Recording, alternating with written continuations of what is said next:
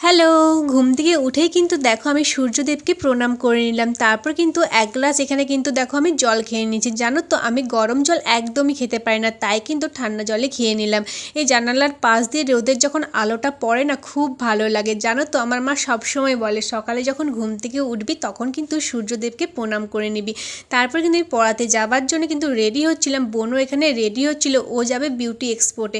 তাই জন্য কিন্তু ও রেডি হচ্ছিল। দেখো ও মেকআপ করছে, ও কিন্তু একজন মেকআপ আর্টিস্ট। তোমরা যদি ওর ইনস্টাগ্রাম আর ফেসবুকের আইডি চাও অবশ্যই কিন্তু কমেন্ট করে জানিও, আর যদি ওকে বুকিং করতে চাও সেটাও কিন্তু কমেন্ট করে জানিও। তারপর কিন্তু বাবার জন্য মুড়ি এখানে নিয়ে নিয়েছিলাম বাবাকে নিয়ে যাব বলে।